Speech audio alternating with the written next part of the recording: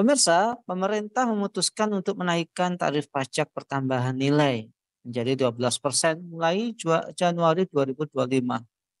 Apa benar kenaikan ini harus terjadi?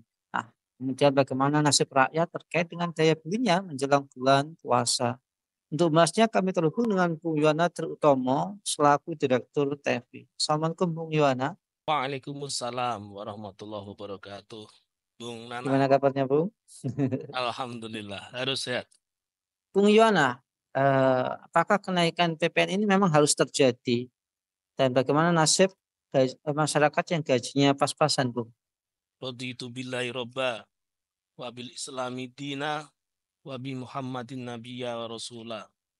Rabbi zidni ilma warzuqni fahma.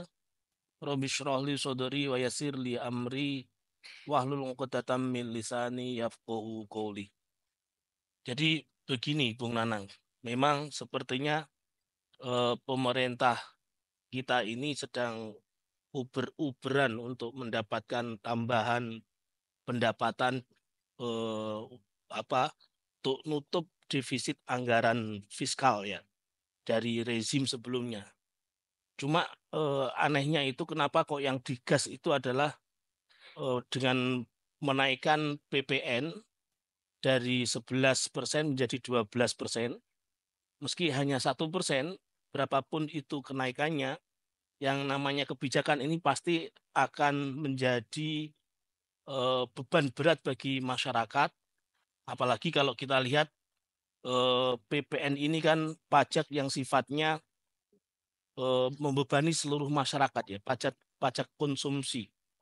Artinya tidak pandang bulu masyarakat kelas apapun dia pasti akan terkena dampak dari PPN, kenaikan PPN ini. Sifatnya regresif begitu. Tetapi kalau kalau kita perhatikan secara utuh, dampak regresif ini memang mengarah pada konsumsi masyarakat ya, baik kelas kelas atas, kelas menengah maupun kelas bawah. Tetapi yang paling mengena dampak tentu pada masyarakat menengah ke bawah. Kenapa? Karena pendapatan mereka tentu habis-habisan untuk menutup konsumsi mereka sehari-hari. Jadi gaji misalnya UMR ya, UMR untuk lokasi tertentu itu sudah tentu habis-habisan untuk membiayai kebutuhan hidup sehari-hari akibat kenaikan PPN ini. PPN ini tentu berdampak kepada eh, cost ya, cost produksi, biaya produksi itu pasti akan naik, terutama untuk transportasi ya, yang tentu dibutuhkan oleh industri. Ketika biaya produksi itu naik, yang pasti harga-harga barang juga akan naik, sehingga kemudian ini berdampak kepada konsumen masyarakat secara umum, terutama sektor rumah tangga ya, sektor rumah tangga itu akan kemudian berusaha keras untuk memikirkan dari mana pendapatan untuk menutup konsumsi biaya hidup sehari-hari, misalnya untuk agar dapur tetap ngepul misalnya begitu, terus kemudian untuk biaya pendidikan, biaya biaya apa kalau ada yang sakit dan lain sebagainya. Jadi memang yang akan terkena dampak penuh adalah masyarakat menengah ke bawah karena pendapatan mereka kurang untuk memenuhi kebutuhan hidup sehari-hari akibat kenaikan PPN ini. Kalau masyarakat ke atas, menengah ke atas itu relatif aman. Kenapa? Karena mereka punya cadangan tabungan yang lebih banyak dibanding masyarakat menengah ke bawah. Hitunglah misalnya untuk apa efek dari beban pajak yang relatif besar ini karena pendapatan mereka misalnya anggap saja 3 juta per bulan gitu ya.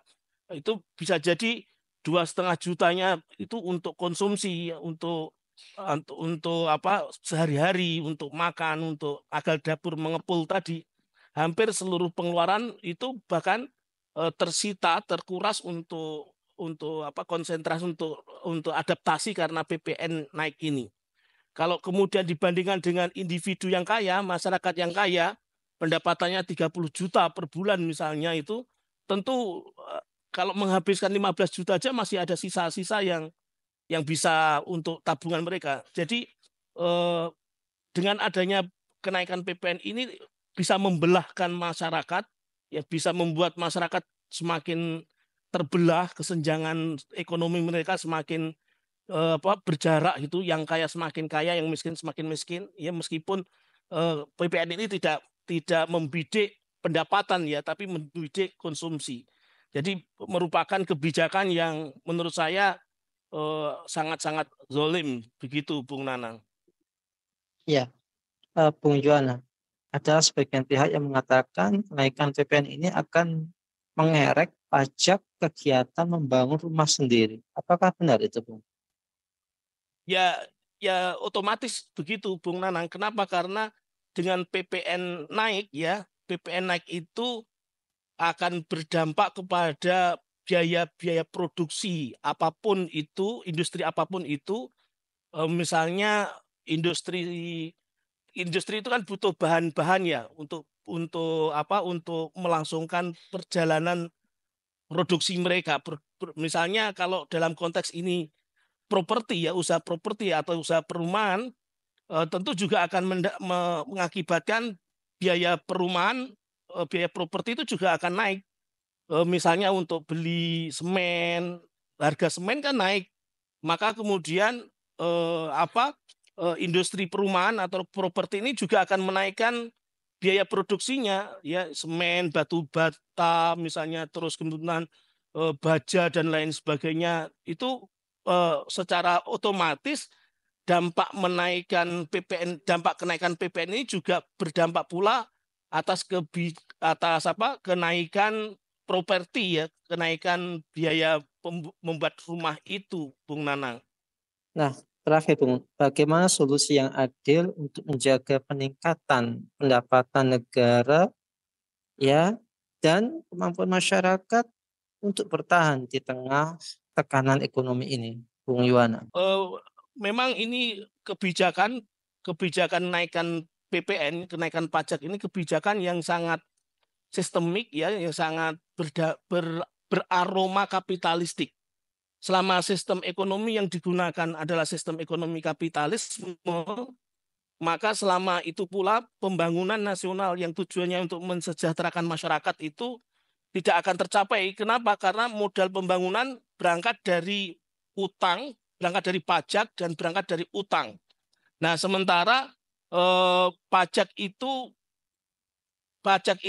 biasanya akan mengejar kelompok menengah dan ke bawah seperti yang tadi saya jelaskan, dan akan menguntungkan orang-orang yang kaya, kalangan the have begitu.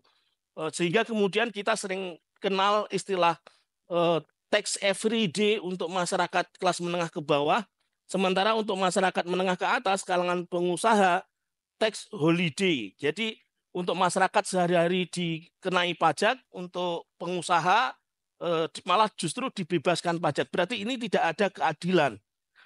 Untuk bisa adil memang harus kembali kepada aturan-aturan zat yang maha adil. Memang hendaknya pemerintah melihat ada alternatif pendapatan negara yang lain yang bisa mengayomi masyarakat, bisa mengayomi pengusaha, juga bisa adil bagi kalangan pemerintah yang melaksanakan proses pembangunan ini. Yaitu dengan apa? Dengan melihat potensi sumber daya alam yang sangat melimpah di negeri Katulistiwa ini, di negeri Zamrud Katulistiwa ini. Apalagi kalau kita lihat, kita ingat bumi dan air dan kekayaan alam yang terkandung di dalamnya kan dikuasai oleh negara. Kalau pemerintah mau sedikit saja melihat sumber daya alam yang kemudian dikelola dengan syariah Islam, mereka amanah dari aspek kepemilikan umum, al-milkiyah lama, misalnya batu bara saja, itu Indonesia memiliki jumlah cadangan hingga 37,6 miliar ton. Kalau kemudian itu dikelola secara amanah, maka bisa mendapatkan cadangan dari batu bara itu sebesar 167,840 sekian triliun itu. Itu sangat-sangat bisa menutup pendapatan negara yang kurang itu, bisa untuk menutup utang bahkan. Nah, belum kalau kita lihat dari sektor-sektor yang lain, misalnya zakat, ghanimah, terus kemudian humus, khoroj, usriyah dan lain sebagainya. Maka pemerintah sebetulnya bisa saja membatalkan kebijakan menaikkan PPN ini dengan beralih kepada syariat Islam, yaitu pemanfaatan sumber daya alam yang melimpah itu secara amanah dikelola oleh negara, kemudian dikembalikan untuk kesejahteraan masyarakat. Disitulah kemudian rakyat akan bahagia, tidak dikejar-kejar oleh pajak, pengusaha pun juga bahagia karena mereka tidak tidak mencari modal yang kemudian bisa dicari-cari kesalahannya, termasuk penguasa. Penguasa juga bisa menjadi adil dan penguasa yang adil itu dirindukan surga. Begitu, Bung Nanang. Wallahu alam biswab. Baik, terima kasih Bung Yohana atas pemaparannya dan semoga menjadi ilmu yang bermanfaat buat kita semua. Semoga Bung Yohana keluarga senantiasa dalam perlindungan Allah Subhanahu wa taala. Amin ya rabbal alamin. Baiklah pemirsa kebat kota yang dirahmati oleh Allah, demikianlah bincang-bincang kita pada kesempatan hari ini. Jangan lupa ya untuk subscribe, like, komen, dan share sebanyak-banyaknya. Semoga menjadi amal kebaikan kita di dunia maupun di akhirat nanti. Saya Nanang Siawal undur diri, sampai jumpa dengan kesempatan dan Assalamualaikum warahmatullahi wabarakatuh.